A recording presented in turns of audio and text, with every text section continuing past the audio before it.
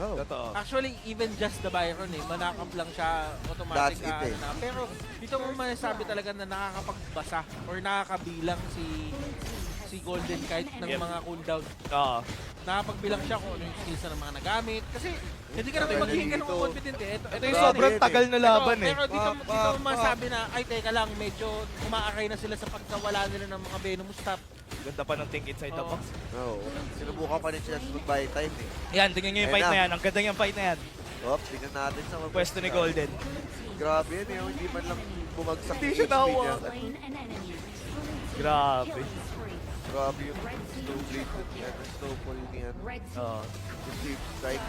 Kaya yun rin yung maganda dito sa ginagawa nila sa pagpapakita ni Golden ng mga ganon. For those moments, kahit na 4v3 Ayun, laban pang! natin. And yun Marshall. Monk Monk. matters. Yes.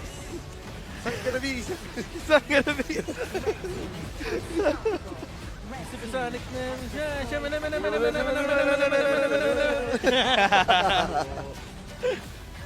Grabe. But yeah, What a game. ang ganda ng performance na ginagawa nila and disbelief on Three blessing siya eh. Oo, as long as umaampas naman yan, nagagawa niya yung trabaho niya eh. Oo. Pero somewhat yung mga ganito, yung mga pa-first blood na kukuha nila dito kasi nagbabank on yung side ng ng Blacklist International early momentum eh. Ako, naniniwala ako yung Haya somewhat could have been helping the other lanes eh. Mas mabilis siya mag-clear. Hindi ako siya mas mabilis mag-clear pero alam mo yun, at par, kaya niyang alam mo yun, mag-clear yung wave niya after ng mabilisan lang. Diba? Hindi naman major problem yung para sa kanila eh. Pero I feel like nung talaga nung nag 4-minute mark to 5-minute mark, nung nakuha yung Tyrant, nakuhaan sila ng mid, nakuhaan sila ng dalawang torre pa. Alam mo yun, parang doon na nagkaroon ng doon na nagkaroon ng problema yung side ng Confidence Red game Force. na eh, no? oh. Tsaka ito, Although sabihin natin mahirap ito for Notion Red Force, pero kasi pinatagal mo kasi yung series eh. Kung ikaw si Blacklist International, if you're up against Notion Red Force, ang huwag mong ibigay sa kanila yung chance, yung opportunity na patagalin yung laro. Kasi mas dami sila natutunan. Parang kahit yung long natin dito ni Kuya Golden, parang hindi pa rin ganun ka... Parang less lang din yung kaya niyang gawin. Again, hindi rin siya shredder. Yep. So, ang napakahirap tumagos kay Riftart Dato at Ayun, this point. ganda nung fight na to for Blacklist.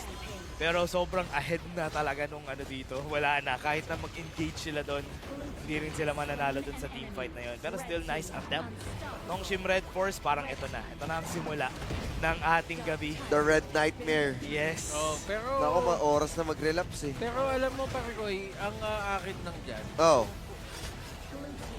paparamdam ako kaya naman si Pindutan, hindi naman to sa yung trap lang talaga na napaghandaan ng todo yung Oo. Kaya naman Hero talaga. ni Just G. Oo. Kaya naman talaga.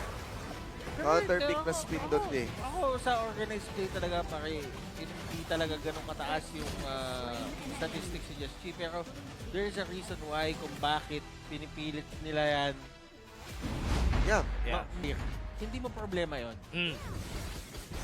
Ang mga kumukuha ng mga Renji, yung mga Marco Polo na parang initially kung wala sila noon, mabagal sila mag-clear. Ah. Di ba? Mabagal sila mag-clear.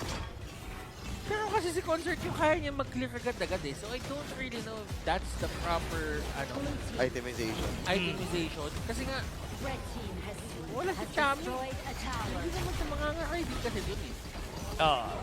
What you have to realize yun para sa akin is yung Night Blue.